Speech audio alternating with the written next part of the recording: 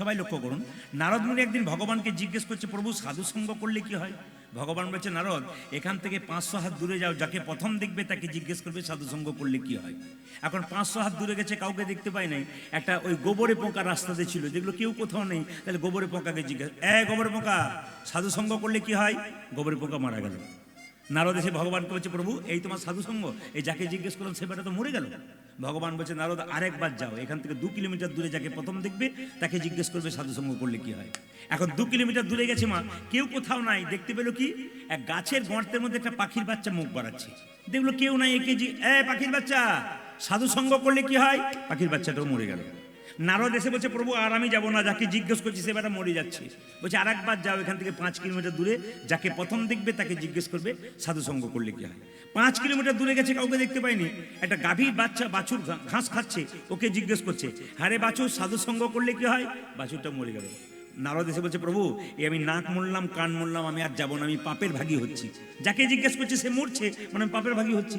ভগবান বলছে, নারদ শেষবারের মতো একবার যাও। বলে কেন? এখান থেকে 10 কিলোমিটার দূরে একটা জঙ্গল আছে, ওখানে একটা রাজার 15 বছর পর একটা ছেলে হয়েছে, ওকে জিজ্ঞেস করেছো সাধু সঙ্গ করলে কি হয়। নারদ বলছে, তুমি আমাকে বোকা পেয়েছো। পাখির বাচ্চাটার মা ছিল না, বাচ্চা মরে গেলে মা ছেড়ে দেবে? ও থাকলে মাথায় ঠুকরে ঘা করে দিত। আর গাভীর বাচ্চাটার মা ছিল না, গাভীর শিংটা পেটে ঢুকিয়ে দিত। রাজার 15 বছর পরে ছেলে হয়েছে, এখন তাকে যদি জিজ্ঞেস করি সাধু সঙ্গ করলে কি হয়, আর সে বেটা যদি মরে যায়, তা আমি প্রাণ নিয়ে আর ফিরে আসতে পারবো? ভগবান তখন বলছে, নারদ তোমার একটা কথা মনে নাই, রাখে হরিত, জোরে বলব, আপনার বল রাখে হরিত আর মারে হরিত। নারদ বলছে, তোমার কথা তো আমার খুব একটা বিশ্বাস নেই, কোথা থেকে কি হবে বলা মুশকিল। বলছে, না না একবার যাও না তুমি। মায়েরা সবাই লক্ষ্য করুন, নারদ কিন্তু পাটা কাঁপতে কাঁপতে কাঁপতে কাঁপতে যাচ্ছে কোথায়? রাজার বাড়ি। রাজা দেখে বলল, মণিবর কি ভাগ্য ভালো আপনি এসেছেন। না না আমি আপনাকে জিজ্ঞেস করছি, আপনার নাকি একটা ছেলে হয়েছে। বলছে 15 বছর পর একটা ছেলে হয়েছে, আপনার ছেলেকে একটি প্রশ্ন করতাম। রাজা বলছে, একটা মানে কি তুমি 10টা করতে পারো? তো নারদ বলছে, যে বাড়িতে প্রশ্ন করব তার পেছন দিকে দরজা আছে তো? কিছু বুঝলেন? যে বাড়িতে প্রশ্ন করবো তার পেছন দিকে দরজা আছে? তো রাজা বলছে, একটা নয় 3টি আছে। নারদ ভাবছে তাহলে বাঁচার উপায়ও আছে। এখন ছেলেটা শুয়ে আছে, আর নারদমণি দরজা থেকে বলছে, খোকা সাধু সঙ্গ করলে কি? দাঁড়াও। যেই না পাটা পিছিয়েছে অমনি ছেলে বলল, দাঁড়াও। নারদ চমকে গেল, বেটা ভূত হয়ে বলছে না মরে গেল, কি ব্যাপার বুঝতে পারছি না। ছেলে বলল, শোনো নারদমণি, সাধু সঙ্গ করলে কি হয়? প্রথমে ছিলাম গোবরে পোকা, তোমার মতো সাধু সঙ্গ করে আমি হলাম পাখির বাচ্চা। মানে গোবরে পোকা ছিল নিচ, পাখির বাচ্চা মানে উঁচুতে হলো আর কি। এবার বলছে, তোমার মতো সাধু সঙ্গ করে পাখির বাচ্চা থেকে হলাম আমি গাভীর বাচ্চা, মানে একটু উঁচু দিকে গেলাম। মানে সাধু সঙ্গ করলে যত হরিনাম শুনবেন উঁচু দিকে যাবেন, আধ্যাত্মিক চেতনা বাড়বে, গোবিন্দের কৃপা বাড়বে। যেমন 1 2 3 4 5 6 পড়তে পড়তে যেমন বিএ পাস করে যাই, উঁচুতে যাই, সেরকম আধ্যাত্মিক চেতনা যত শুনবেন তত উপর দিকে আপনি যাবেন, গোবিন্দের কৃপা পাবেন। তো বলছে যে তারপর আমি গাভীর বাচ্চা থেকে আমার রাজার ঘরের বাচ্চা, আমি যেমন তেমন রাজা নয়, ভগবান শ্রীকৃষ্ণের বাচ্চা আপনারা হবেন, মানে শ্রীকৃষ্ণের ঘরের বাচ্চা সন্তান আপনারা সবাই হবেন যদি আপনারা সাধু সঙ্গ করতে পারেন। আজকে কিন্তু যারা কীর্তন শুনতে এলেন তারা কিন্তু ভগবানের সন্তান সবাই। কেন? ভগবান তো পৃথিবীর রাজা, তার সন্তান। হাত তুলে প্রেমানন্দে মেতে হরি বলো, প্রেমানন্দে মেতে হরি বলো। আজকে সাতবেরিয়ার এই দুর্গা ভবনে হরিনামের বন্যা যে এলো, প্রেমানন্দে মেতে হরি বলো, হরি নামে বন্যা যে এলো। প্রেমানন্দে মেতে হরি বলো, হরি নামের বন্যা যে এলো। প্রেমানন্দে মেতে হরি বলো, হরি নামে বন্যা যে এলো। এমন বন্যা দেখি নাই শুকনাতে তলাই, ডুবলো দেশের নর নারী জাতির বিচার নাই। এমন বন্যা দেখি নয়, শুকনোতি তো নয়, ডুবল দেশে নর নারী জাতের বিচার নয়। এমন বন্যা দেখি নাই শুকনাতে তলাই, ডুবলো দেশের নর নারী জাতির বিচার। এমন বন্যা দেখি নাই শুকনোতে তলায়, ডুবলো দেশে নর নারী জাতির বিচার নাই। শুধু কি হিন্দু ছেলে ডুবেছিল, একটা মুসলমানের ছেলে ডুবেছিল, কি নাম? ও দেখো হরিদাস, দেখো হরিদাস, দেখো হরিদাস, কাজীর ছেলে সেও বুঝি ডুবলো ভাই। দেখো হরিদাস, দেখো হরিদাস, দেখো হরিদাসী কাজীর ছেলে সেও বুঝি ডুবল না। প্রেমানন্দে মেতে হরি বলো, হরি নামের উলধ্বনি।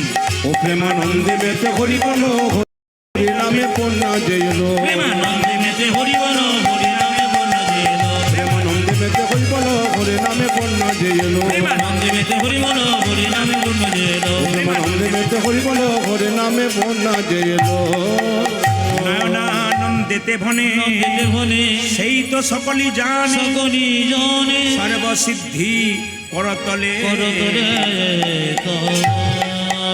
সবাই মিলে একসাথে বলুন রাধে রাধে।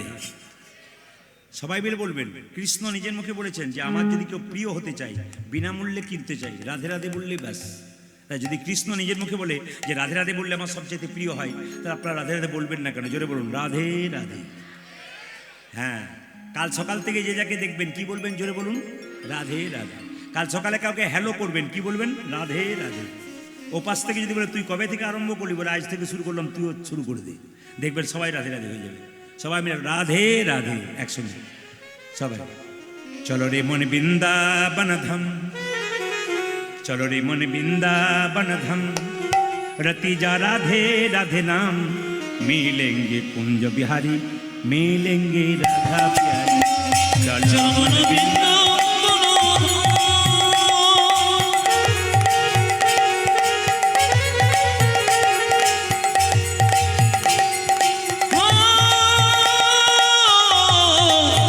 চলো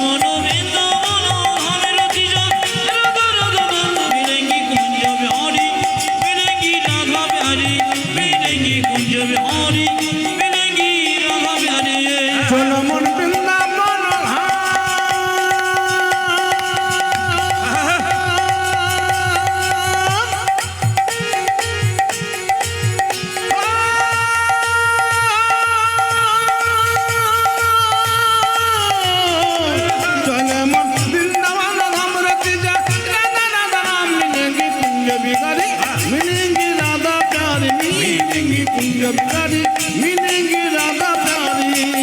सावधान से प्रिय वृंदावन धाम है, सबसे मीठो मधुसी राधा नाम है। ओ সবে ধামিসি সবে ধামিসি সবে ধামিসি প্রিয় বৃন্দাবন ধামে গে সবে সে মিঠো মধুর সে রাধা নামে গে सावधान से प्रिय वृंदावन धाम है, सबसे मीठो मधुसी राधा नाम है। ओ सब धामों से, ओ देखो सब धामों से, ओ देखो सब धाम से प्रिय वृंदावन धाम है। सबसे मीठो मधुर राधा नाम के, तेरी पूरन होगी कामरति जा राधा राधा नाम, तेरी পুরভোগী কবিরতি রাধা রাধা तेरी पूरन होगी कामरति जा राधा राधा नाम। ओ तेरी पूर्ण है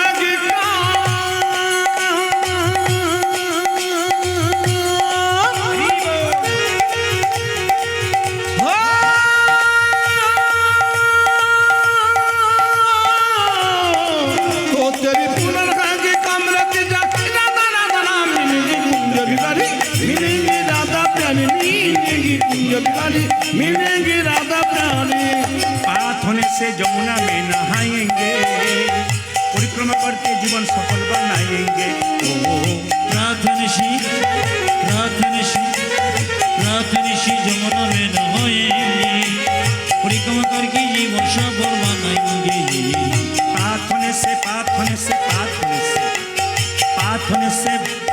पाथ होने से जमुना में नहाएंगे, परिक्रमा करके जीवन सफल बनाएंगे। ओ प्रातः होने से, ओ देखो प्रातः होने से, ओ देखो प्रातः होने से जमुना में ना आएंगे,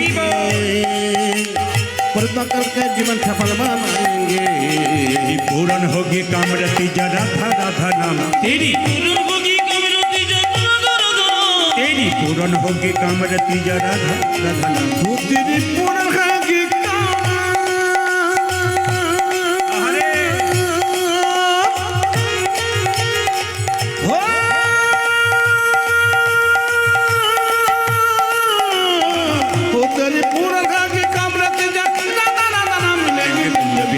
मिलेंगे राधा प्यारी, मिलेंगे कुंज बिहारी, मिलेंगे राधा प्यारी, मिलेंगे कुंज बिहारी, मिलेंगी राधा प्यारी, मिलेंगी कुंज बिहारी, मिलेंगी राधा प्यारी। मिलेंगे कुंज बिहारी, मिलेंगे राधा प्यारी। राधा শ্যাম সুন্দর কি, মদন মোহন কি। মহাপ্রভু একটা কথা বলেছেন, শুনিতে শুনিতে কেহ। কিছু মনে করবেন না, অনেক ভক্ত আছেন যারা প্রথম জীবনে খুব ভক্ত ছিল না, কিন্তু কীর্তন শুনতে শুনতে শুনতে শুনতে ভক্তির পথে গেছে।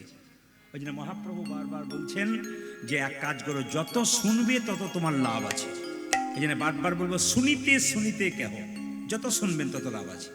জীবনে যদি উন্নতি করতে চান, দেখুন মায়েরা, গাড়ি বাড়ি টাকা পয়সা ধন সম্পত্তিতে উন্নতি নাই।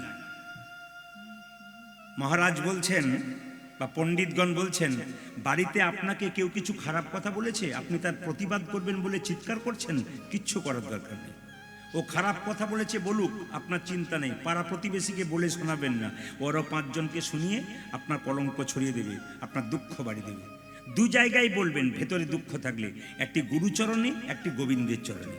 গুরু হলো বাবার মতো, তিনি আপনার সমস্যার সমাধান করবেন, আর গোবিন্দ হলো জগৎপিতা, তিনি সমস্যার সমাধান করবেন। দেখুন, বাড়িতে যত কাজকর্ম করলেন সকাল থেকে সন্ধ্যে পর্যন্ত, ভগবানের চরণে আধ ঘন্টা বসুন, দেখবেন আনন্দ একটা আলাদা আছে। কারণ আমি তো শুধুমাত্র জেলায় জেলায় নয়, প্রত্যেকটি রাজ্যে রাজ্যে যাই, দেশের বাইরে আমি সব জায়গায় যাদের যেখানে যাই সেখানে দেখতে পাই ভক্ত এমনভাবে তৈরি হয়েছে, ভগবান ছাড়া কিছু বোঝে না। খাইতে শুইতে যথাতথা মহাপ্রভুর যে সবসময় কীর্তন করতে পারো, চলতে ফিরতে তোমার কর্মের মাধ্যমে গোবিন্দকে স্মরণ করো, কর্ম ভালো হবে। বলে কর্ম বড় না ধর্ম বড়? বলছে কর্ম বড়। কোন কর্ম বড়? এরকম কর্ম নয় যে ভাই হয়ে ভাইকে ঠকাচ্ছে বা এ ওকে ঠকিয়ে দিচ্ছে, ওই কর্ম নয়। কোন কর্ম? ধর্মযুক্ত কর্ম। যে কর্মের মধ্যে ধর্ম থাকবে সেটা কিন্তু সবচাইতে বড়। সবচাইতে দুঃখের ব্যাপার কি বলুন তো, আমরা যখন কাউকে দান করি তখন ভাবি ভগবান ওটা দেখছে, আর যখন চুরি করি তখন ওটা ভাবি না যে ওটাও ভগবান দেখছে। খুব আশ্চর্যের ব্যাপার। আমরা যখন কাউকে দান করি 20 টাকা 50 টাকা, ভাবছি ভগবান দেখছে যে আমি দান করছি, কিন্তু কারো যখন কেড়ে নিচ্ছি, চুরি করছি, একবারও ভাবছি না যে ভগবান ওটাও দেখছে। ওই জন্য বারবার বলবো, যে যেখানে বসে আছেন যতটুকু কর্ম করবেন, কীর্তন শুনবেন, ভক্তি করবেন, পাক্কা করুন, লোক দেখানি নয়। কিন্তু মালা নিলাম, তিলক নিলাম, নিয়ে হরিবল বলতে বলতে রাস্তা দিয়ে চলে গেলাম, তারপর দেখলাম ভেতরে একটা খারাপ কাজ করে ফেললাম। তা যা করবেন ভক্তি ভরে, 5 মিনিট করবেন, তবু ভক্তি ভরে করবেন। আপনাকে সারাদিন দিতে হবে না, ভক্তি ভরে করবেন। সন্ধ্যাবেলায় বসবেন, গোবিন্দের চরণে লাভ আছে। আজকে যে কথাটি গাইবো, আজকে একটা লীলা গাইবো মায়েরা। তো লীলাটি হচ্ছে কি, কৃষ্ণ সুদামা, মানে সুদামা কৃষ্ণকে কত ভালোবাসে তা একটা অদ্ভুত প্রমাণ আপনারা দেখতে পাবেন। ভগবানকে স্বামী রূপে ভালোবাসা যায়, দেখবেন। কিছু মনে করবেন না, যার স্বামী নাই সে যদি জগৎপতিকে স্বামী রূপে ভালোবাসতে পারে, তিনি কৃপা করেন। যার ছেলে মেয়ে নেই সে যদি গোবিন্দকে সন্তান রূপে ভালোবাসতে পারে, গোবিন্দ কৃপা করতে পারে। শেষ বয়সে আপনি ভাবতেই পারবেন না আপনাকে কে কোথা থেকে সে আপনার শেষকৃত্য সম্পন্ন করে দেবে। যার কেহ নাই তুমি আছো তার, যার কেউ নাই, যদি গোবিন্দকে স্মরণ করতে পারে, একদিন দেখবেন কৃপা করে তার পাশে তিনি এসে বসে আছেন। এই জন্য ভক্তি বিশ্বাস করে করতে হবে। আর যে ভেতরে সন্দেহ থাকে, গোবিন্দের কোনো কৃপা আপনার হবে না। সন্দেহ করলে কোনদিন কৃপা হবে না। দেখুন, সুদামা জন্ম নিল কোথায়? বৃন্দাবনে, বিধর্ম গ্রাম। এবং জাতি কি না, ব্রাহ্মণের বাড়িতে। পদকর্তা বর্ণনা করলেন, দেখো দেখো কোথায় জন্ম নিল। ও গো বৃন্দাবন গ্রাম, বৃন্দাবন ধাম, বিধর্ম গ্রাম, ব্রাহ্মণ মটুকের ঘরে গো বৃন্দাবন ধাম আমার বিধর্ম গ্রাম, ব্রাহ্মণ মটুকের ঘরে গো বৃন্দাবন ধাম।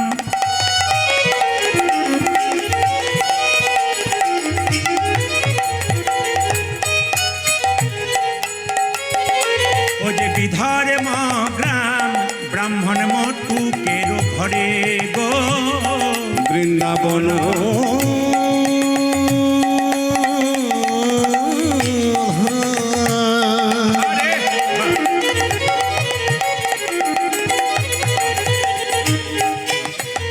আমার বেধর্ম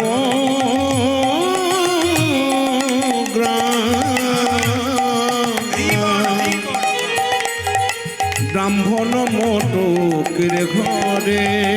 শুভ কার্তিক মাস, উত্থান একাদশী, কার্তিক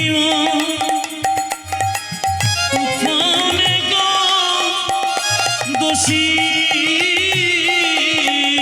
ও যে শুভ কার্তিক মাস, উত্থান একাদশী, জন্ম নিল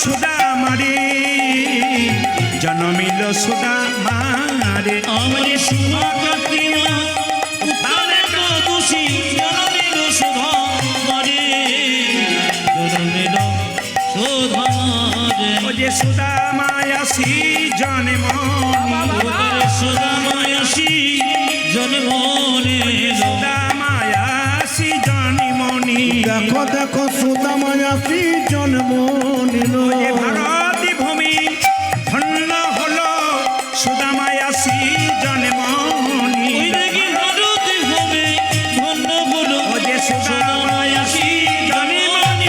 ভারতে ভূমি ধন্য হলো, সুদামায়াসী জনমনে ভারতে ভূমি ধন্য হলো। সুদামায়াসী ও দেখো জনমনে সুদামায়াসী জন্ম নিল। শুভা কার্তিক মাস উত্তর একাদশী জনমিল সুধা মারে, জনমিল সুধা মারে। আচ্ছা বাবা, কিছু মনে করবেন না। মহাপুরুষ যারা পৃথিবীতে এসছে অনেক উচ্চ শিক্ষিত, কিন্তু ধর্মকে সঙ্গে করে আছে। বিখ্যাত বিজ্ঞানী আইনস্টাইন সারা জীবন নিরামিষ খেয়েছে। আমরা ছেলেদেরকে বোঝাই নিরামিষ যদি খাস তাহলে দুর্বল হয়ে যাবি অথবা সাধু হয়ে যাবি। কিন্তু বিরাট কোহলি, যিনি বিখ্যাত ক্রিকেটার, তার স্ত্রী অনুষ্কা জীবনে কোনোদিন আমিষ খায় নাই, ব্যাটের পর ব্যাট 6 মারছে। আমরা কিছু ভুল ধারণা নিয়ে বসে আছি। আমাকে অনেক মেয়েরা বলে, আমার ছেলে নিরামিষ খাচ্ছে, আপনার কীর্তন শোনার পর একটু বলুন যেন মাছ মাংস খাই। বললাম, আপনার ভাগ্য ভালো যে কৃষ্ণভক্ত সন্তান জন্ম দেয়, তার গর্ভটার নাম রত্নগর্ভা। টাকার ওপরে যে মহাপুরুষের ছবি থাকে তার নাম কি জোরে বলুন? ঈশ্বরচন্দ্র বিদ্যাসাগর নাকি? না না, আপনি বললেন, কিন্তু আমি যখন বললাম ঈশ্বরচন্দ্র বিদ্যাসাগর, মায়ের বলছে হ্যাঁ ঈশ্বরচন্দ্র বিদ্যাসাগর। টাকাটা খুলে দেখেছেন কি কার ছবি থাকে? আচ্ছা, টাকার ওপরে যে ছবিটা থাকে দেখবেন, সে হচ্ছে মহাত্মা গান্ধী। তাকে শুধু দেখলেন, চিনলেন না, তিনি কি করে গেলেন। মহাত্মা গান্ধী সকালবেলায় স্নান করার পর প্রত্যেকদিন গীতা পড়তেন। সবার কাছে কয়েক জায়গায় চাঁদে গিয়েছিল যে মেয়েটি, হ্যাঁ সুনিতা উইলিয়াম চাঁদে গিয়েছিল। দেখবেন তার ব্যাগের মধ্যে একটা গীতা ছিল আর গণেশের মূর্তি ছিল। এত বড় মানুষ যে চাঁদে গিয়েছিল, একটু চিন্তা ভাবনা করতে হবে কত বড় বিজ্ঞানী তিনি, কত কত তার শিক্ষা দীক্ষা উন্নত, কিন্তু গণেশকেও ছাড়ে নাই আর গীতাকেও ছাড়ে নাই। সবচেয়ে লজ্জার ব্যাপার, সামান্য একটা চাকরি বাকরি আমরা পেয়ে গেলে ভগবানকে ভুলতে বসি। বলে ভগবান কি? ভগবান বলে কিচ্ছু নেই। ভগবানের কি আছে? আমি খাটি, আমি কর্ম করি, আমি খাই, ভগবান আমাকে দেয় না। এটা আমাদের বলা অভ্যাস। দেখুন, আপনারা যদি প্রেমানন্দ মহারাজ বৃন্দাবনে দেখেন ফেসবুকে, তাহলে দেখতে পাবেন অনুষ্কা এবং বিরাট কোহলি সেদিন দেখতে পাচ্ছিলাম তার কাছ থেকে তুলসীর মালা পড়লেন এবং প্রণাম করলেন। যার নাকি দেশে দেশে বাড়ি আছে, কয়েক হাজার কোটি টাকার মালিক, সেই মানুষ দুটি প্রেমানন্দ মহারাজের চরণে বসে গোবিন্দের নাম করছে। চিনতে পেরে গেল যে সমাজে কিছুই নাই, আছে থাক, কিন্তু গোবিন্দ ছাড়া কোনো পথ নাই। আমার এলাকায় একজন ডাক্তারবাবু আছে, প্রত্যেকদিন 200 রোগী দেখে, মাত্র 35 বছর বয়স ডাক্তারবাবু। ধুতি পাঞ্জাবি এবং পাজামা পরে আসে, এবং তার সামনে যেখানে উনি চিকিৎসা করেন সেটা গীতার মানে সে ওই যে ঘোড়ার সঙ্গে যে মানে অর্জুন যে রথের উপর বসে আছে আর কৃষ্ণ চালাচ্ছে, ওটা দেখাচ্ছে। তো সবসময় তিনি আধ্যাত্মিক চেতনার মধ্যে থাকেন, খুব উচ্চমানের ডাক্তার, প্রচুর রোগী দেখেন। তিনি বলেন, গোবিন্দ কৃপা করে আমাকে এত সুযোগ দিয়েছেন, এটা সব তো গোবিন্দের কৃপা। উনি বলেন, সকালবেলায় স্নান করার পর গীতা পড়ে আসি, সন্ধ্যাবেলায় যখন আমি রুগী দেখি বাড়ি যাই, তখন পবিত্র হয়ে আবার আমি একবার একটু গীতা পড়ি। মহাত্মা গান্ধী সকালবেলায় গীতা পড়তেন ঘুম থেকে উঠে, এবং গীতাকে বলতেন যে তুমি আমার মা, আর আমার মা আমাকে জন্ম দিয়েছে, ওই একটা মা, তো দুটো মা। শুধু তাই নয়, গীতা পড়তে পড়তে তিনি বলতেন, হে প্রভু, আমাকে সম্পদ দিও না, আমাকে বিপদ দাও। এত বড় পণ্ডিত মহাত্মা গান্ধী বলছেন, আমাকে সম্পদ দিও না, বিপদ দাও। কেন? বিপদ দিলে তোমাকে মনে রাখবো, আর সম্পদ দিলে তোমাকে ভুলে যাবো। দেখবেন কেউ হঠাৎ করে যদি গাড়ি বাড়ি টাকা পয়সা পেয়ে যায়, ও ভগবানকে ভুলে যায়। কিন্তু দেখবেন তিনি বলছেন, আমাকে সম্পদ দিও না, আমাকে বিপদ দাও। এলাহাবাদ কোর্টের ব্যারিস্টার ছিলেন তিনি। আর আশ্চর্যের ব্যাপার, এত মহাপুরুষ গুলি খেয়ে মরেছে, কেউ কিন্তু কোনোদিন ভগবানের নাম করতে করতে মরে নাই। কিন্তু একমাত্র মহাত্মা গান্ধী যখন নাথুরাম গডসে পটপট দুটো গুলি দিয়েছিল, তখন গুলি খাবার সময় চিৎকার করে বলেছে, হা রাম, হা রাম বলে কেঁদেছিল। এই হচ্ছে মহাত্মা গান্ধী। শিখতে হবে, জানতে হবে ওনারা কি করে গেলেন, আর আমরা কি করলাম? খালি খেলাম, কর্ম করলাম আর ঘুমালাম, এটাই কি আমাদের জীবন? ও তো পশুতেও করে, কর্ম করে, খায় দায় ঘুমায়, এটা কি আমাদের কর্ম? গোবিন্দের সেবা করতে হবে, গোবিন্দের নাম করতে হবে। হ্যাঁ, আপনি হরে কৃষ্ণবাবুর মতো কীর্তন দিতে নাই বা পারলেন, কিন্তু গোবিন্দের মন্দিরে তো 5 মিনিট বসতে পারলেন, গোবিন্দের মন্দিরে একটু ভোগ দিতে পারলেন, কোনো বৈষ্ণব দেখে একদিকে সেবা করাতে পারলেন, এটা তো হতে পারে। যার যেমন সামর্থ্য, যাকে যেমন ইচ্ছা দিয়েছে সেটা আপনি করতে পারেন, কোনো অসুবিধা নেই। সবাই লক্ষ্য করুন, বলছে 12 মাসের মধ্যে 3টে মাস কিন্তু খুব গুরুত্বপূর্ণ, একটা বৈশাখ, একটা মাঘ, আর একটা হচ্ছে কার্তিক মাস। সবাই শুনছেন তো? বলছে জন্ম নিল কোন মাসে? কার্তিক মাসে। আবার আশ্চর্যের ব্যাপার, উত্থান একাদশীর দিনে। বাবার নাম কি? মটুক ব্রাহ্মণ। মায়ের নাম কি? রচনা দেবী। ওই সিনেমার রচনা নয় কিন্তু, কেউ ভেবে নিয়ে না, রচনা দেবী, রয়কার চ দন্তনাকা, রচনা দেবী। তো সবাই লক্ষ্য করুন, বলছে কার্তিক মাসে জন্ম নিল। 3টে মাস। মাঘ মাস গুরুত্বপূর্ণ কেন? স্নানের জন্য। বৈশাখ মাস কেন? জলদানের জন্য। মায়েরা, আপনাদের বাড়িতে কোনো যদি অতিথি যায় বা ভিখারি যায়, অন্যদিন জল দিতে পারেন না পারেন, কাজের মধ্যে থাকেন, বৈশাখ মাসে কেউ যদি দরজায় যায়, আপনি তাকে জল না দিয়ে ফেরাবেন না। দেখবেন বড় বড় মারোয়ারি যারা প্রচুর বড় বড় ব্যবসা করে, মারোয়ারি দেখবেন ঝোপে যদি ব্যবসা করে না, বিরাট ব্যবসা চলে। কেন? ওদের প্রত্যেকটি রাস্তা কিন্তু চেতনার মাধ্যমে। মারোয়ারি এত টাকার মালিক কেন? বিরাট বিরাট ব্যবসা ওদের। কেন? ওরা সকালবেলায় স্নান করে গোবিন্দকে ফুল টুল দিয়ে একবার রীতিমতো ভজন করে পবিত্রভাবে এসে দোকান খোলে।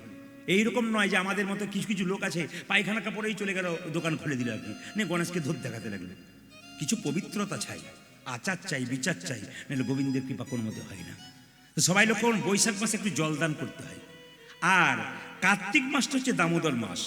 এই মাসটাতে ভগবান শ্রীকৃষ্ণকে মা যশোদা দাম মানে দড়ি, উদর মানে পেট, পেটটা দড়ি দিয়ে বেঁধেছিল। এই মাসে দেখবেন টহল দেওয়া হয় না মায়েরা? সকালবেলায় দেখবেন কীর্তন করে করে বেড়ায় না দরজায় দরজায় কত ভক্ত। এমন এমন ব্যক্তি আছে, বোলপুরে একজন ব্যক্তি আছে, বোলপুরের পাশে, সারা মাসটা টহল দেয়, নিয়ে ওই কীর্তন করে ভোরবেলায় 10-12টা গ্রাম নিয়ে চাল টাল আদায় করে, টাকা টাকা আদায় করে একদিন কীর্তন দেয়, ঘরটা চালের, জল পড়ে বর্ষাকালে, সেই লোকটা কীর্তন দেয় এবং 200-400 লোককে সেবা করে। তাহলে দেখুন, পূর্বজন্মের স্বীকৃতি যাদের ভালো, তারা এই কাজটা করে। টাকা থাকলেও হয় না, না থাকলেও হয় না, মনের দরকার আছে কিন্তু, মনটা কিন্তু। আবার দেখবেন কিছু কিছু লোক দেখবেন বৃন্দাবনে যায়, কার্তিক মাসে দেখবেন প্রচুর লোক আসে বৃন্দাবনে, ভক্ত আসে তো, কম্বল টাকা পয়সা দেয়। আর কিছু কিছু লোক বলে, প্রদীপবাবু আমরা সারা বছর বৃন্দাবন যাই না, কার্তিক মাসে যাই। বলে কেন? কম্বল টাকা পয়সা আনতে পারি না, দিয়ে আবার চলে যাই। বলে আমরা রাধারানীকে দেখা করো না? বলছে আমি রাধারানী কি জন্য দেখা করবো, আমি তো কম্বলের জন্য যাই। এই জন্য কম্বলের জন্য যারা যাবে তাদের তার কৃপা হবে না বাবা।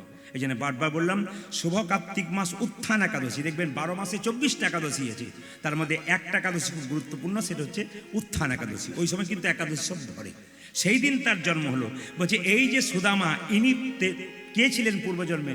তেতার ভরতে সে জন্ম নিল, তেতার ভরতে সে জন্ম নিল। সুদামা, যিনি সুদামা তিনি কে? তেতার ভরতে সে জন্ম নিল, ত্রেতায় ভরত এসে জন্ম নিল। তারপরেতে সুদামা হলো ভরতে এসে জন্ম নিল। সুদামা হলো তেতার ভরতে সে, তাই গৌর হরি বল। আজ তারপরেতে সুদামা হলো, ভরতে সে জন্ম আজ নিল, তারপরেতে সুদামা হলো, ভরতে সে জন্ম নিল। ত্রেতায় ভরত এসে জন্ম নিল। শুভ কার্তিক মাস উত্থান একাদশী, জন্ম নিল সুধা মারে, জন্ম নিল সুধা মারে। জোরে জোরে বলুন, রাধা রানী কি। সামনের জন যারা আছেন তাদের খুব দুঃখ, কেন বলুন তো? ফার্স্ট বেঞ্চে যে ছেলেরা বসে তাদেরকে একটু হাত তাত তুলতে হয়, পেছনের বেঞ্চে যারা বসে তাদের না তুললেও হয়।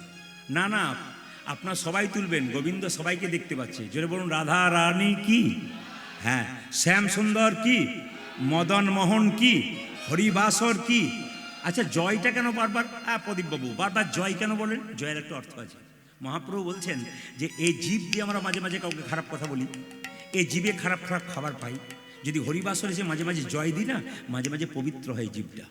যেমন জল যদি নোংরা হয়, তাকে ব্লিচিং পাউডার দিলে তার নোংরা দূর হয়, সেরকম যদি হরিনাম নামক ব্লিচিং পাউডার বা জয় যদি দেওয়া যায়, আমাদের জিহ্বার দোষ অনেকটা কেটে যায়। এই জন্য মাঝে মাঝে জয় দিতে হয়। জোরে বলুন, রাধা রানী কি, শ্যাম সুন্দর কি, মদন মোহন কি, হরিবাসর কি। এবার একটু জানতে হবে, তেতার ভরত এসে সুদামা হলো।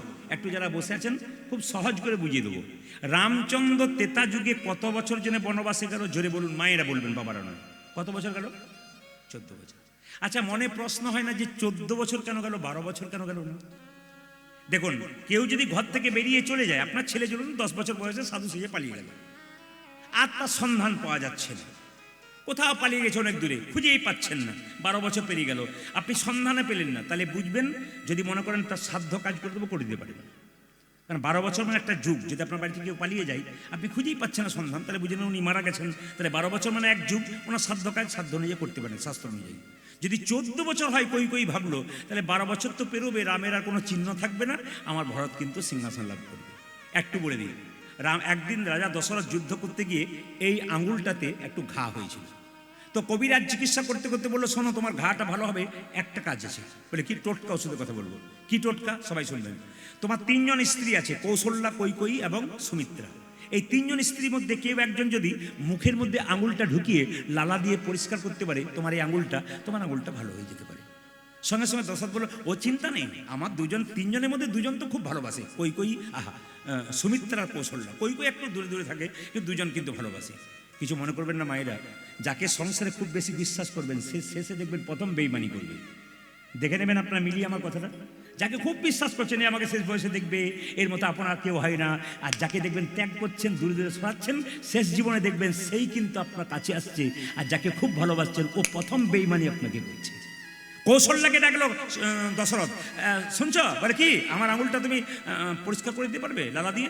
স্বামী, সব কিছু পারবো, ওটা বাদ দিয়ে। তাহলে সুমিত্রাকে ডাকি, সুমিত্রা তুমি? দিদি যা বলেছে তাই, আমিও পারবো না। কেউ পারলো না মা, কিন্তু কৈকেয়ী ছুটেছে বললো, স্বামী আমায় ডাকলে না, তোমায় ডাকতাম, আমি তোমার আঙুলটা পরিষ্কার করবো। তাহলে যার ওপর ভরসা ছিল তিনি করলেন না, আর যার ওপর ভরসা ছিল না সে এসে আঙুলটাকে লালা দিয়ে পরিষ্কার করে ঘাটা ভালো করে দিল। আচ্ছা মায়েরা কিছু মনে করেন না, সঙ্গে সঙ্গে জিজ্ঞেস করলো, কৈকেয়ী তুমি এত কিছু করতে পারলে? তার স্বামী জিজ্ঞেস করছে। কৈকেয়ী বলছে, শোনো, মেয়েদের সবচেয়ে দামি জিনিস হলো স্মৃতির সিঁদুর আর হাতের শাঁখা। এই দুটো যে মেয়েদের আছে তার আনন্দ সারা জীবন আছে। একটা মেয়ে যদি 22 বছর বয়সে বিধবা হয়ে যায়, তাকে রাস্তা দিয়ে নিয়ে যাবেন, দেখবেন মনে হবে তাকে 40 বছর মতো লাগছে। স্মৃতির সিঁদুর হাতের শাঁখা রাখলে মেয়েদের আলাদা মানায়। আপনার যে দুর্গা পূজার সময় সিঁদুর খেলা খেলেন না, সিঁদুর খেলার জিনিস নয়, সিঁদুর ভালোবাসার জিনিস, সিঁদুর শ্রদ্ধার জিনিস।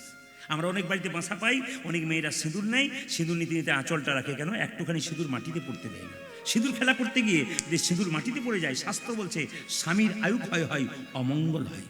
ওই যে সিঁদুর ফেলার জিনিস নয়, খেলার জিনিস নয়, সিঁদুর শ্রদ্ধার জিনিস। এক চিমটি সিঁদুরের কি দাম? আপনার পাশের বাড়িতে একটা মেয়ে যদি বিধবা হয়ে যায়, একমাত্র ও বুঝতে পারছে এক চিমটি সিঁদুরের কি দাম। ওই যে সিঁদুরকে কেউ অবমাননা করবেন না, সিঁদুরকে একটু সম্মান দেবেন, এটা বারবার আপনাদের কাছে নিবেদন রইল। তো সঙ্গে সঙ্গে মায়েরা কিছু মনে করবেন না, রাজা দশরথ কি করলেন? বললেন, ঠিক আছে তুমি 2টো বর চেয়ে নাও, তুমি আমার এত করলে। আরে তোমার জন্য করবো তার জন্য বরের কি রয়েছে? আর স্বামীর জন্য করবো, তার সেবা করবো, তার চাওয়ার কি রয়েছে? তুমি তো আমার সব কিছু, কি চাইবো তোমার কাছে? স্বামী বললো, তুমি সময় মতো চেয়ে নো। কৈকেয়ী বলে, চিন্তা নেই, সময় মতো আমি চেয়ে নেবো যদি আমার দরকার হয়। সবাই লক্ষ্য করুন, যে যেখানে বসে আছেন একবার মন দিয়ে শুনবেন মায়েরা। একদিন রাজা দশরথ, এইদিকে একদিন রাজা দশরথ আয়না নিয়ে দেখছে সিংহাসনে বসে তার রাজমুকুটটা বাঁ দিকে হেলে গেছে। ও মায়েরা, রাজমুকুটটা বাঁ দিকে হেলে গেছে, আর এখানকার চুলটা পেকেছে। কিছু মনে করবেন না বাবারা, যার এখানটার চুলটা পাকতে শুরু করেছে তার কিন্তু টিকিট কনফার্ম হতে শুরু করেছে। তবে এখনকার যুগের কথা বলি না, আগেকার যুগের কথা বলি। এখন তো বাচ্চা থেকে বুড়ো সবার চুল পাকছে। আগেকার কথা বললাম দশরথ আমলে। কি এখানকার চুলটা পাকছে মানে টিকিট কিন্তু কনফার্ম, মানে তোমাকে এবার অবসর নিতে হবে চাকরি থেকে, সংসার চাকরি থেকে। আর রাজমুকুটটা হেলছে মানে বুঝতে পেরেছে আর তোমার মাথায় থাকবে না দশরথ, এবার রামের মাথায় দাও, মানাচ্ছে না। বাবা, যারা কীর্তন শুনতে এসছেন, বয়স্ক ভদ্রলোক আছেন যারা, তাদের কাছে একটা নিবেদন রইল, সংসারের মালিক কিন্তু জগতের মালিক কৃষ্ণ, সংসারের মালিক কিন্তু আপনি। কারণ সংসারে ছেলেদেরকে জিজ্ঞেস করবে সরকার থেকে, সংসারের মালিককে? আমার বাবা। আচ্ছা, আপনি সংসারের রাজা সেজে বসে আছেন, আপনি বাবা, আপনার রাজমুকুটটা হেলে গেছে, কখন বুঝবেন? রৌদ্রে মাঠে পরিশ্রম করে বাড়ি ফিরবেন, গ্রীষ্মকালে আপনার বৌমাকে 1 গ্লাস জল চাইবেন, যখন 1 ঘন্টা পর 1 গ্লাস জল আসবে তখন বুঝবেন আপনারও রাজমুকুট কিন্তু হেলতে শুরু করেছে, সংসার আপনাকে ভালোবাসছে না। পাক্কা কথা। এইদিকে মায়েরা, আর বয়স্ক মায়েরা যখন শীতকালের দিনে বৌমাকে 1 কাপ চা চাইবেন, যখন দেখবেন 1 ঘন্টা পর 1 কাপ চা আসছে অবহেলা করে, তখন বুঝবেন আপনারও কিন্তু নিতাই গৌর হরিবোল হয়ে গেছে। এই সংসার শুধু নিতে চাই, দিতে চাই না মা। তবু কি সংসার করেছেন, কর্তব্য পালন করবেন, কিছু মনে করবেন না। এইদিকে তাকাবেন, বলে কি, আপনি যখন মারা যাবেন জোরে বলবেন, মৃত্যুর সময় যে কাপড়টা বা যে জামাটা পরেছেন ওটা কি বাক্সে ভরে নেবেন, আপনার সঙ্গে দেবে? জোরে বলুন, আপনার সঙ্গেই দেবে। বলুন দেবে কিনা, জোরে বলুন দেবে কিনা। আপনি যে বিছানাতে শুয়েছিলেন ওই বিছানাটি কি নিয়ে নেবে? আপনি মরে যাবেন, বিছানা আপনার সঙ্গে শ্মশানে পাঠিয়ে দেবে। কিন্তু আপনি যে কষ্ট করে একটা সোনার মালা 5 ভরি ওজনের করেছেন, ওটা কি আপনার সঙ্গে দেবে? ওটা কিন্তু আপনাকে কোনো মতেই দেবে না। কেন? আপনাকে চুষে, রক্ত চুষে যে জিনিসটা হয়েছে ওটা কিন্তু আপনাকে দেবে না, ওটা নিয়ে নেবে। এ সংসার নিতে চাই, দিতে চাই না প্রত্যেকের জন্যে। একটা বাবা প্রত্যেকদিন একটা ছেলের জন্য লজেন্স আনে, যদি দুদিন আনা বন্ধ করে দেয়, ছেলে আর বাবাকে বাবা বলবে না। স্বার্থপর সমাজ। তবু সংসারে কর্তব্য কর্ম করবেন, আসল কর্তব্য করবেন, কারণ শেষে যেন ঠকতে না হয় যে গোবিন্দ তোমাকে এতদিন ডাকি নাই, সংসারের জন্য করলাম, সংসার আমাকে দেখলো না, তোমাকে ডাকি নাই বলে আজ আমি কাঁদছি, এটা যেন শেষকালে না বলতে হয়। সবার কাছে নিবেদন রইল। সবাই লক্ষ্য করুন, রাজা দশরথ সিদ্ধান্ত নিলেন রামচন্দ্র কাল সকালে রাজা হবে। কই ফুলের মালা গাচ্ছে, আমার রাম রাজা হবে, রাম রাজা হবে। একটি মেয়ে কানের সামনে বিস্মন্ত দিচ্ছে, এ কই মালাটা কার জন্য গাচ্ছিস? বলে রামের জন্য। রাম রাজা হলো তো তোর কি গেল? বলে কেন? কৌশল্যা রাজমাতা হবে, তুই তো ভিখারিনী হবি। বলে আমি ভিখারিনী হবো? বলে হ্যাঁ, এক কাজ কর, তুই যখন দশরথের সেবা করেছিলি, দুটো বর পাওনা ছিল, চেয়ে নে সুযোগ। বলে কি? একবারে রামচন্দ্রের 14 বছরের বনবাস, একবারে পুত্র ভরতের সিংহাসন লাভ। তাহলে কি করে চাইবো? কালকে সকালে রাম রাজা হবে, সবাই আনন্দ করবে, তুই বিছানাতে শুয়ে মুখ লুকিয়ে কাঁদবি, তোকে খুঁজে পাবে না, তোকে এসে জিজ্ঞেস করবে, তুই চেয়ে নিবি। আচ্ছা বলুন তো, এখানে যারা কীর্তন শুনতে এসছেন, যে মেয়েটি কই কানে 20 মন্ত্র ঢাললো, ওই মেয়েটার নাম কি? হ্যাঁ, দাদা বলেছেন মন্ত্র, আপনার কি বলছেন? ঠিক না? মন্ত্রা। এমনভাবে মাথা নাচ্ছেন যে আপনার পাড়ার লোক বোধ হয়। হ্যাঁ, মন্ত্রা তো পাড়ার লোক। এখন কীর্তন শুনতে শুনতে কেউ যে আপনার কানের সামনে ফুসফুস করে, বুঝবেন মন্ত্রার পার্টি আপনার সামনে বসে আছে। পাক্কা কথা। আপনি সংসার ভালো চালাচ্ছেন, দিব্যি সংসারের নাম হচ্ছে, আপনার কানে 20 মন্ত্র, পাড়াতে কিছু মন্ত্র আছে, ওদের নেবেন না। একজন বিষ খেলে যদি হসপিটালে ভর্তি হয়, তবে তার বাঁচলেও বাঁচতে পারে, কিন্তু কানে যদি বিষ নেন তাহলে গোটা সংসারটা নষ্ট হয়ে যাবে। বিষ নেবেন না মা, অমৃত নিন। সংসার আপনার ভেঙে গেলে কেউ জুড়েও দেবে না, আর আনন্দে চললে আপনার পেছনে বলবার লোকের অভাব হবে না। তাই বারবার বলবো, সংসার আপনা নিজে চালাবেন, কারো কথা শুনবেন না। সবাই লক্ষ্য করুন, কইকে এসে দেখছে, কই তুমি কাঁদছো কেন? দশরথ বলছে, স্বামী আমার দুটো বর পাওনা ছিল, আজকে রাম রাজা হবে, চেয়ে নেবো। কি? একবারে রামচন্দ্রের 14 বছরের বনবাস, একবারে পুত্র ভরতের সিংহাসন। সঙ্গে সঙ্গে দশরথ রাজা বললো, শোনো, তুমি যা করেছো, তুমি অন্তত আমার রামকে বনবাসে পাঠিয়ে দিও না। রাম আমার হৃদয় না, তুমি, আমি যা চাইলাম তাই দিতে হবে, তুমি তোমাকে শর্ত করেছিলে। রামচন্দ্র ছুটে এলেন, সবাই তাকান, একবারে মলিন বেশে। এখন রাজসাজে ছিল রাজা হবে বলে, কিছুক্ষণ পরে মলিন বেশে এসছে। এইটি হচ্ছে রাম, মর্যাদা পুরুষোত্তম রাম। এর কাছে শিক্ষা আছে। কি বলুন তো? এখনই রাজা হবে বলে রাজবেশ পড়েছিল, কোনো আনন্দ নেই। রাজা হবে বলে আনন্দ নেই। আবার দেখুন, এখন বনে যেতে হবে, তার জন্য কোনো দুঃখ নেই। ইনি রাম। রামের কাছ থেকে বহু কিছু শিক্ষা আছে। রাজা হলো তা তো কোনো, আমরা রাজা হলে কি করবো? আনন্দের সীমা থাকে না, আর দুঃখ পেলে চোখের জলে বন্ধ হয় না। কি দেখুন, রাজা হয়েছে, আনন্দ নেই। আবার তিনি যাবেন বনে, দুঃখ নেই। সব সময় সমান থাকেছেন। রামচন্দ্র শিক্ষা দিচ্ছেন। রামচন্দ্রকে কৌশল্য এক বাটি দুধ দিল। রাম, তুই বনবাসে 14 বছর থাকবি, দুধ দিতে পাবো না, এক বাটি দুধ খা। কই ছুটে এসে দুধের বাটিটাকে খেয়ে নিয়ে বললো, দুধ দিবি? রামচন্দ্র বলল, মা তুমি সব ভালো করেছিলে, এই জায়গায় গন্ডগোল করলে, আমার মুখ থেকে দুধের বাটি কেড়ে নিলে। একদিন বুঝতে পারবে, আমি তোমার গর্ভে যখন জন্ম নেবে, তোমার স্তনদুগ্ধ পান করবো না, সেই দিন বুঝবে মা হওয়ার কত জ্বালা। যদি মা সন্তানকে জন্ম দিয়ে তার স্তনদুগ্ধ পান করাতে না পারে, তাহলে মায়ের যে কি কষ্ট সেটা তুমি অনুভব করতে পারবে। দাঁড়াও, সময় আসবে। রামচন্দ্র বনবাসে গেল, কিন্তু মায়েরা কই ছেলে আমাদের ভরত, তিনি ছিলেন মামার বাড়িতে, ছুটে এসে বললো, মা তুমি রামচন্দ্র দাদাকে বনে পাঠিয়েছো, তোমাকে আমি বন্দি করে রাখলাম, 14 বছর তোমাকে মা বলে রাখবো না। ভরত তার মাকে একটা বাড়িতে বন্দি করে দরজা বন্ধ করে রাখলেন 14 বছর। খাবার সময় খাবে, ব্যাস বন্ধ করে রাখলাম। 14 বছর রামচন্দ্র যখন বনবাসে গেছেন, তখন ভরত গিয়ে বলল, দাদা তুমি থাকতে আমি হব রাজা? না, কোনো মতেই হব না। আমি যে ভাই, তুমি যে দাদা, তুমি যে ভগবান। আমি এখনকার যুগের মতো ভাই নয়, কিন্তু দেখুন কি সুন্দর বলছে, তুমি থাকতে আমি রাজা হব, তুমি যে দাদা। প্রত্যেকটি সংসারে দাদা ভাইকে বলবো, এরকম সম্পর্ক তৈরি করুন, রামের সংসার হয়ে যাবে। আনন্দে সম্মান দিতে শিখুন, বড়কে ছোট সম্মান দিন, দেখবেন আনন্দের সীমা থাকবে না সংসারে। আর যদি নিজেকে মনে করেন আমিই বড়, ছোট হয়ে, তাহলে আপনি ভুল করছেন। বড়কে সম্মান দিতে হবে। সবাই তাকান, যেই না বলেছে তোমাকে যেতে হবে, বলে ভাই আমি যাব না, তুই এক কাজ কর, আমার খরম যুগল নিয়ে গিয়ে তুই সিংহাসনে রাখ, আর তুই নিচে কুশাসনে বসে থাক। ভরত 14 বছর ধরে কুশাসনে বসে আছে, আর রামচন্দ্রের খরম যুগল কোথায় রেখেছে মা? একবারে সিংহাসনের ওপর রেখেছে।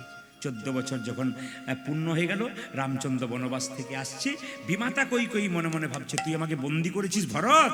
রাম যখন 14 বছর পর বনবাস থেকে আসবে, এক হাতে নবনীর ভাণ্ড, এক হাতে বিষের ভাণ্ডে নেবো।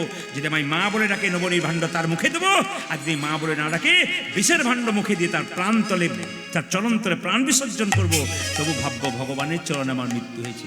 রামচন্দ্র 14 বছর পর বনবাস থেকে আসছে, আর ভক্তগণ গাইছে, জয় জয় রঘুপতি রাঘব রাজা রাম, পতিত পাবন সীতারাম।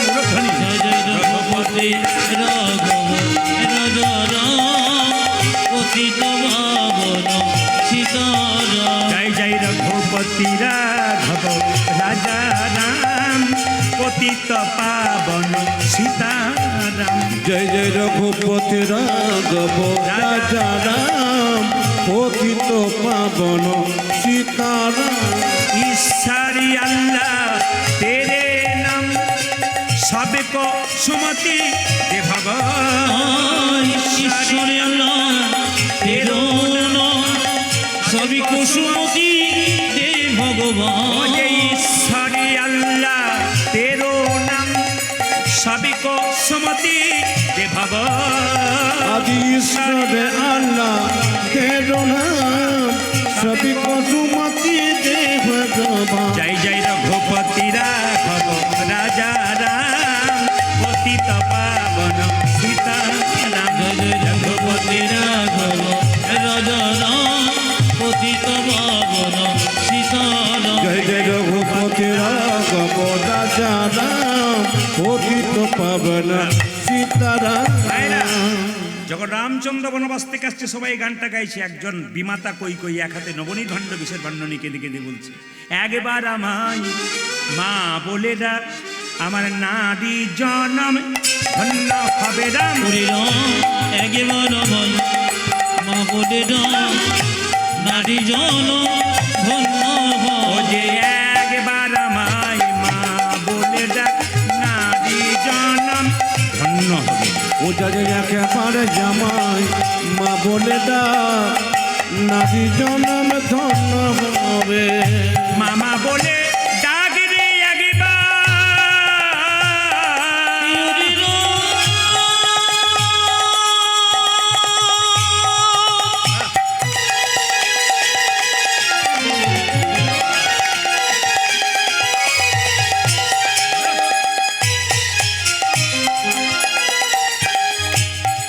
ও আমি গোপাল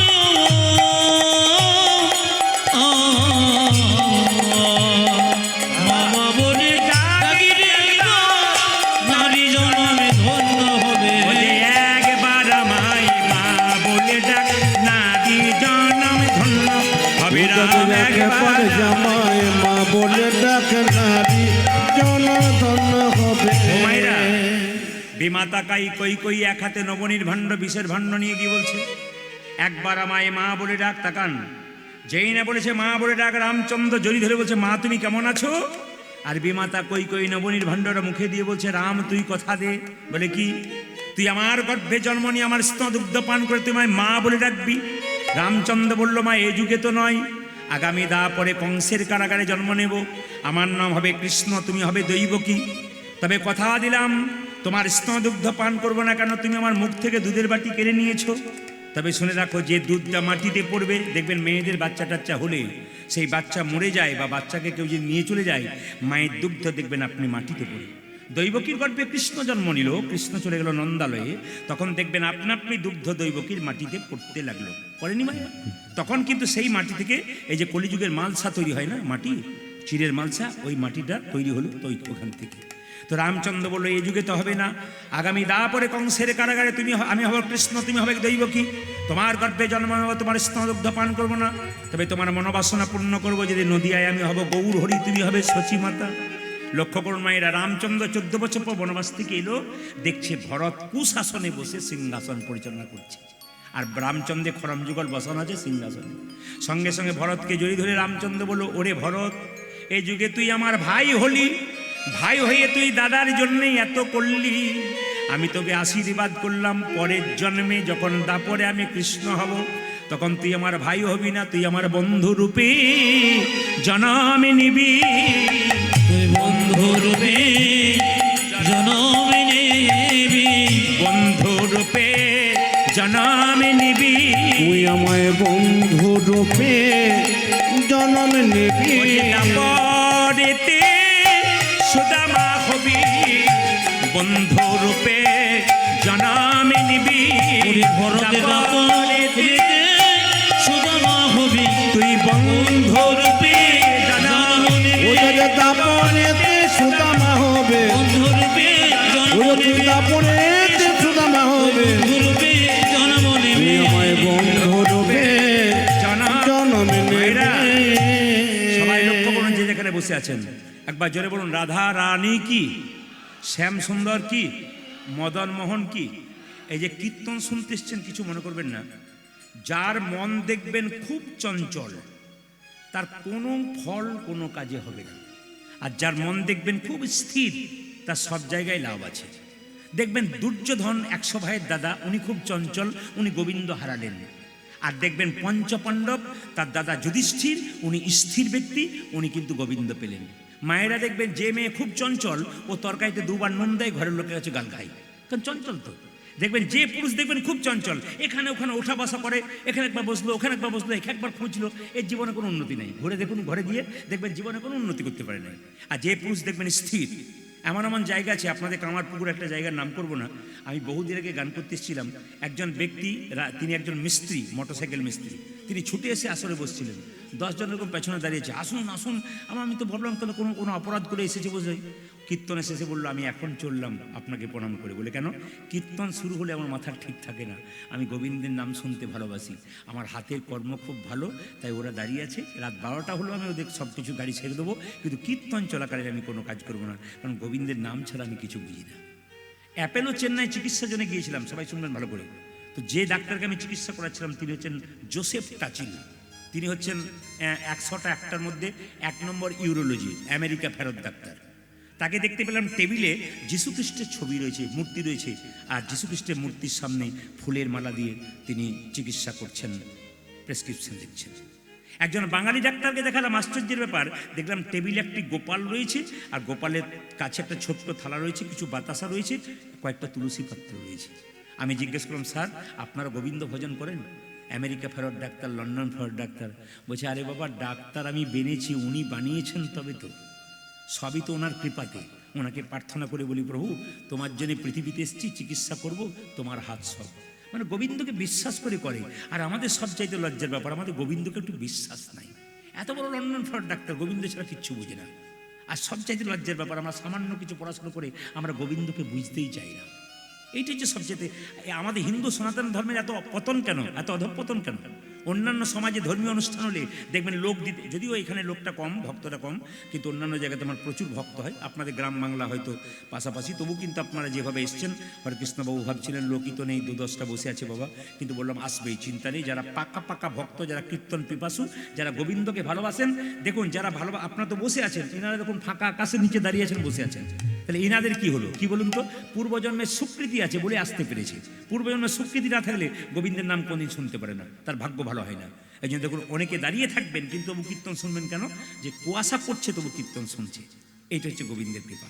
বারবার বলবো, বাবার রক্ত ছেলের শরীরে বইছে। আপনি ভালো বাবা হবেন, ভবিষ্যতে আপনার বয়স হবে, বিছানায় শুয়ে থাকবেন, গ্যারান্টি পাবেন আমার ছেলে উল্টো পাল্টা জায়গায় বসবে না, ভালো জায়গায় বসবে। কেন?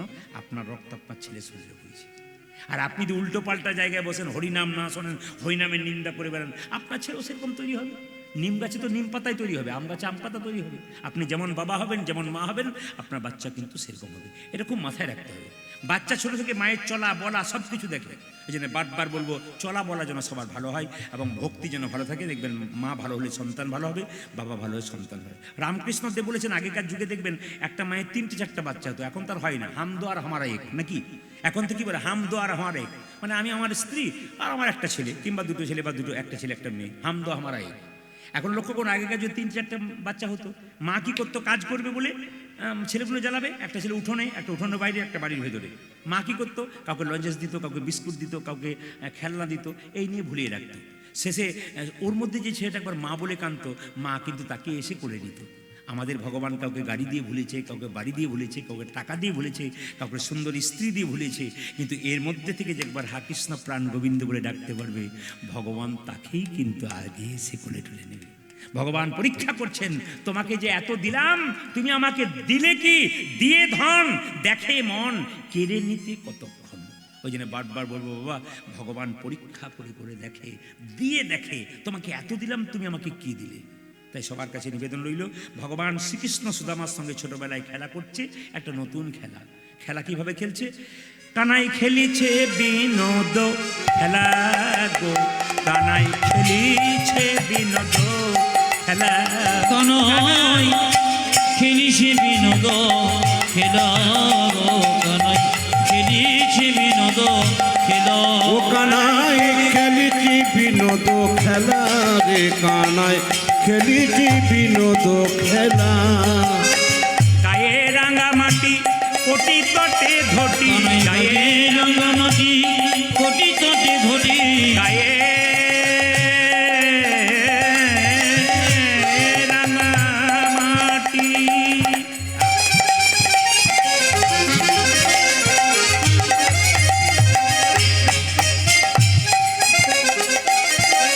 খেলে রে খেলে রে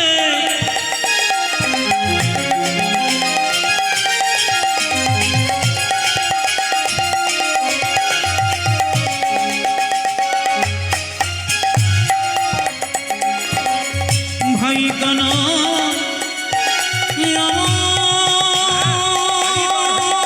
আমার খেলে রে।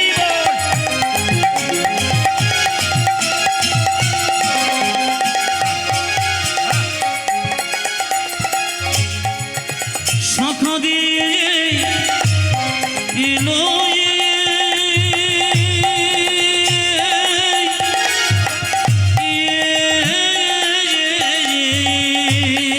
কানাই গায়ে রাঙামাটি কোটি তটে উত্তাজি কালি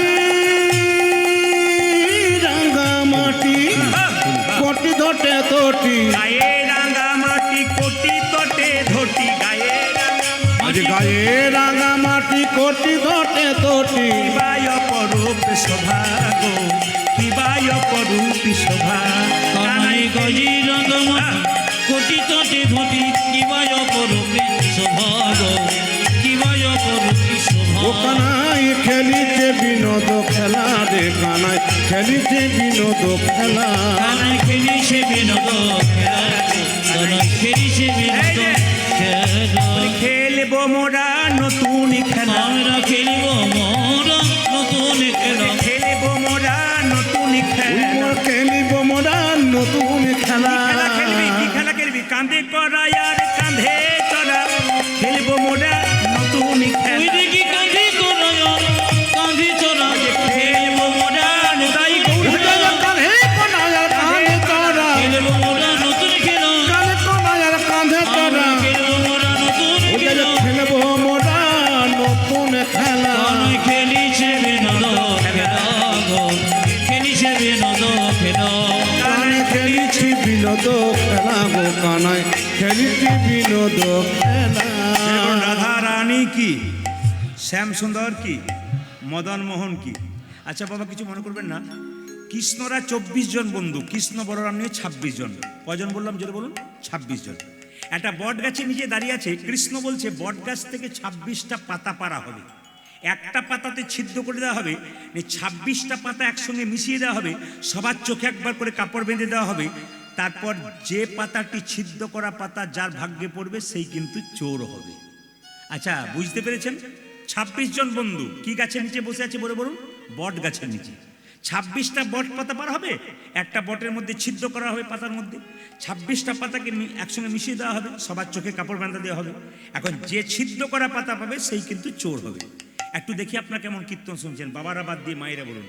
ছেঁড়া পাতাটা কার ভাগ্যে পড়তে পারে? কৃষ্ণের। যাক আপনারা এত সুন্দর জানেন, জানলে কিন্তু আমি আসতাম না, আপনারা এত জানেন জানলে। তো যাই হোক, খুব ভালো কথা। এ কথা কিন্তু সব জায়গাতে বলে, যারা মন দিয়ে শোনে তারা উত্তর দিতে পারে। মাস্টারমশাইরা জানেন যে মন দিয়ে যে ছেলে শুনবে সে উত্তর দিতে পারবে, আর মন যার কিছু মনে করবে মন যার এদিক ওদিক থাকে সে কিন্তু পারে না। একটু প্রমাণ দিয়ে দিই। এক জায়গায় কীর্তন হচ্ছে, রাম আর শ্যাম প্রত্যেক দিন কীর্তন শুনতে আসে।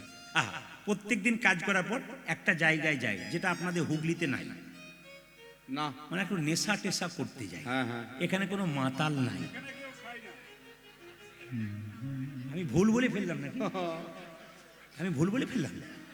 আচ্ছা আচ্ছা, তাহলে সব জায়গাতেই পার্টি আছে আর কি। কাশি চলে আসছে বলতে বলতে। দেখুন, মন এখানে দেহ রাখলে হবে না, এখানে মনটা রাখতে হবে। আবার কেউ দেখবেন মাইকে বাড়িতে শুনছে, দেহ ওখানে, মন এখানে। রাম আর শ্যাম দুজন প্রত্যেক দিন সকাল থেকে সন্ধ্যে পর্যন্ত কাজ করে, বাড়িতে যা টাকা দেবার দেয়, কিন্তু 50 টাকা করে রেখে দেয়, একটু করে সন্ধ্যেবেলায় চাই। এই পথ দিয়ে পেরোচ্ছে রাম আর শ্যাম। রাম বলছে, ভাই শ্যাম কিছু মনে করিস না, তুই মদের ভাটিতে যা, আজ আমি খাবো না, আমি বরং কীর্তন শুনবো। রাম কীর্তন শুনতে বসেছে আর শ্যাম মদের ভাটিতে গেছে। কীর্তন হচ্ছে জোরদার। এখন সবাই লক্ষ্য করুন, শ্যাম কিন্তু মদের বোতলটা, এই মদের গ্লাসটা হাতে নিয়ে হঠাৎ করে যখন মদের ভাটির দরজাতে তাকিয়েছে, দেখছে কৃষ্ণের একটা ছবি রয়েছে। মাংসের দোকান হোক আর মদের দোকান হোক, সব তখন কৃষ্ণের ছবি দেওয়া হয়। আমরা দেখবেন কিছু কিছু মাংসের দোকানে দেখতে পাই শ্রীকৃষ্ণ বয়লার সেন্টার। কি সুন্দর নাম দিয়েছে দেখুন। কত যত দিন যাচ্ছে উন্নতি হচ্ছে। মাংসের দোকান আবার লিখেছে শ্রীকৃষ্ণ বয়লার সেন্টার। আবার দেখবেন বিয়েতে ভোজ খেতে যাবেন, আপনাদের দিকে থাকে কিনে জানেন, আমাদের লিস্ট দেয়। কি বলে ওটাকে? কি দেয়? মেনু। মেনু উপরে লেখা থাকে রাধা বল্লবী। বললাম খুব ভালো কথা। তার নিচে লেখা থাকে চিকেন কাটলেট। বাবারি, মটন কাটলেট। মানে রাধাকে যত সম্মান দিলাম, তারপর অসম্মানে ভরে দিলাম। তো সবাই লক্ষ্য করুন, রাম আর শ্যাম দুজনেই যাচ্ছে। রাম বসে গেল কীর্তনে, শ্যাম গেছে মদের ভাটে। সবাই তাকাবেন, মদের দোকানে গিয়ে গ্লাসটাকে নিয়ে তাকাচ্ছে, কৃষ্ণের ছবিটাকে দেখছে। আমি কত হতভাগা, মদের বোতল হাতে কিন্তু কৃষ্ণের ছবি দেখছে। আমি কত হতভাগা, তোমার হাতে বাঁশি, কপালে তিলক, পায়ে নুপুর, তুমি কি সুন্দর দেখতে, মাথায় ময়ূর পুচ্ছ, তুমি দারুণ দেখতে। তোমার গুণের কথা ওখানে হচ্ছে, রূপের কথা হচ্ছে, আর আমি এখানে মদ খাচ্ছি। এইদিকে তাকা, মদ কিন্তু খায় নাই, মদের বোতলটা নিয়েছে, কৃষ্ণের দিকে তাকিয়ে আছে মদের বোতল হাতে। আর শ্যাম কীর্তন শুনতে শুনতে খালি ভাবছে, এতক্ষণ বোধহয় রাম কীর্তন শুনতে শুনতে ভাবছে, এতক্ষণ রামের বোধহয় 2 বোতল হয়ে গেল। মানে বুঝতে পারছেন তো? তার মানে এই শ্যামের বোধহয় 2 বোতল হয়ে গেল। তার মানে কি, এক রাত্রিতে দুজনেই মারা গেল। শ্যাম গেল কোথায় মায়েরা? স্বর্গে, ও মদের ভাটিতে গিয়েছিল। আর রাম কীর্তনে আসলে বসছিল, ও কিন্তু নরকে গেল। যে কীর্তন শুনছে সে নরকে গেল, যে মদের ভাটিতে গেছে সে কিন্তু স্বর্গে গেল। আর কীর্তন শুনবেন আর শুনবেন, এরপর আর শুনবেন। রাম হরিনামে ছিল, ও গেল নরকে। আর শ্যাম ছিল মদের বোতলে, ও গেল স্বর্গে। কেন গেল?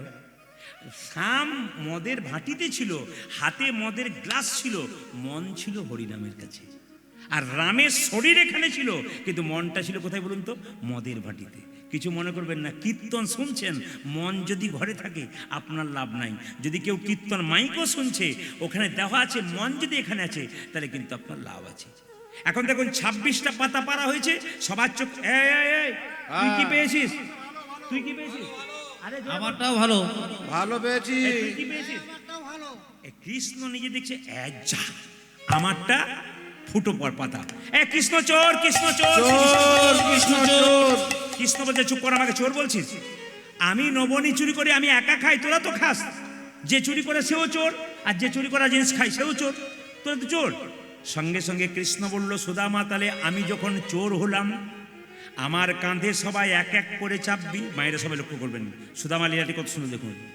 কৃষ্ণ মনে মনে ভাবছে, সুদামা রে, প্রতিদিনে ভক্ত আমাকে কাঁধে নেয়, কিন্তু আমি তো ভক্তকে কাঁধে করবার সুযোগ পাই না।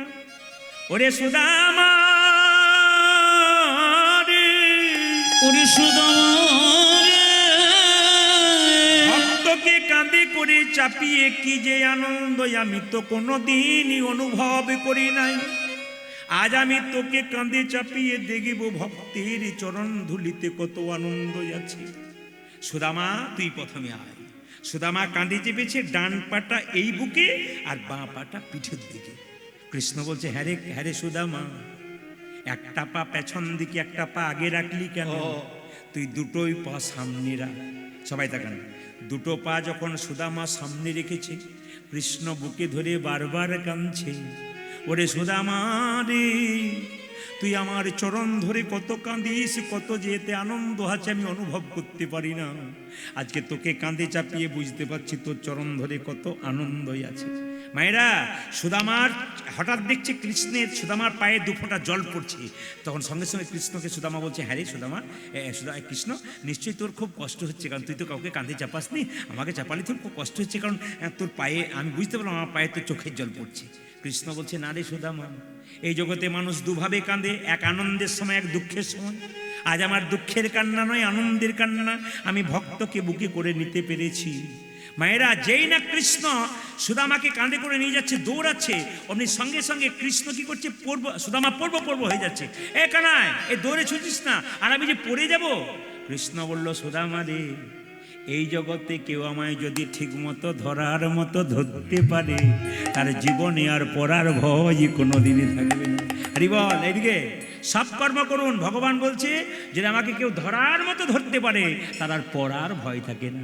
সবাই লক্ষ্য করুন, সুদামা রে লইয়া কৃষ্ণ ছুটিতে লাগিলা, সুদামারি লইয়া কৃষ্ণ ছুটিতে লাগিল, সুদামা রে লইয়া কৃষ্ণ ছুটিতে লাগিলা, সুদামা রে লইয়া কৃষ্ণ ছুটিতে লাগিল, পক্ষ আম্ব বৃক্ষ তলে আসিয়া দাঁড়াইলা, আজি পক্ষ আম্ব বৃক্ষ তলে আসিয়া দাঁড়ালো, পক্ষ আম্ব বৃক্ষ তলে আসিয়া দাঁড়াই, ওই একটা পক্ষ আম্র বৃক্ষ তলে আসিয়া দাঁড়ালো, দাঁড়া ভাই, দাঁড়া ভাই, দাঁড়ো ভাই, দাঁড়ো ভাই, দাঁড়া ভাই, দাঁড়া ভাই, দাঁড়া ভাই, দাঁড়া ভাই, অমন করে ছুটিস না ভাই, দাঁড়া ভাই, দাঁড়া ভাই, পরিকানই এমনি করে ছুটিস না ভাই, দাঁড়ো ভাই, দাঁড়ো ভাই, অমন করে ছুটিস না ভাই, দাঁড়া ভাই, দাঁড়া ভাই, এমন করে ছুটিস না ভাই, দাঁড়া ভাই, দাঁড়া পক্ষ আম্ব বৃক্ষ তলে আসিয়া দাঁড়াইলা, আজি পক্ষ আম্ব বৃক্ষ তলে আসিয়া দাঁড়ালো, আম্ব বৃক্ষ তলে আসিয়া দাঁড়াই, ওই একটা পক্ষ আমরা বৃক্ষ তলে আসিয়া দাঁড়ালো, এখানে এত ছুটিস না, দেখ দেখ গাছে কৃষ্ণের পাকা পাকা আম, যেই না পাকা পাকা আম পাচ্ছে সুদামা, নিজে খাচ্ছে, কৃষ্ণকে দিচ্ছে না। কৃষ্ণ বলল, সুদামা তুই খুব স্বার্থপর। বলে, কেন? আমগুলো পাচ্ছিস, নিজে খাচ্ছিস, আমায় দিচ্ছিস না কেন? সুদামা বলছে, কানাই রে, কংস মহারাজ বড় দুষ্ট লোক, যদি ফলের মধ্যে বিষ মিশিয়ে দেয়, তুই যদি খেয়ে নিস, তুই মরে গেলে তোকে কে বাঁচাবে ভাই? কিন্তু আমি মরে গেলি তুই আমাকে বাঁচাতে পারবি।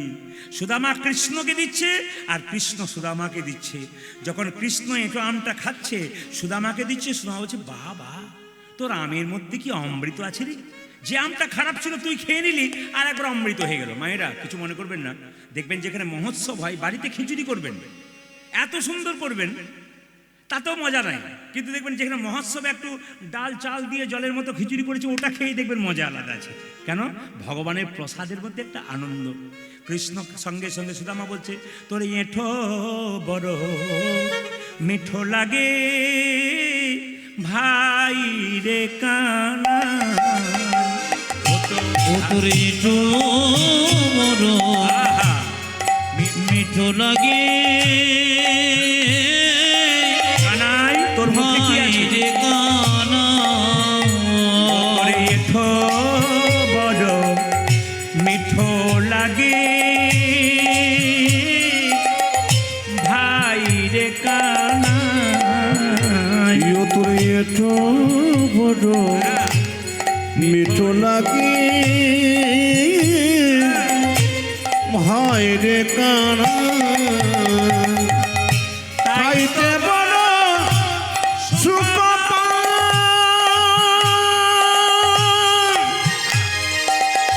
তাই তোরে তোর এঠো ওরে কানাই খাইতে বড় সুখ,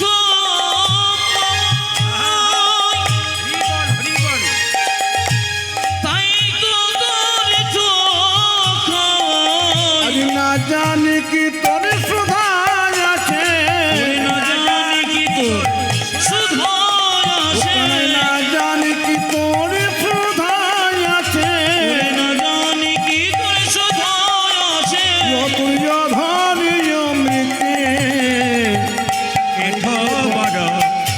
মিঠো লাগে হায় রে কানা মিঠো বড় মিঠো লাগে হায় রে কানা মিঠো বড় মিঠো লাগে হায় রে কানা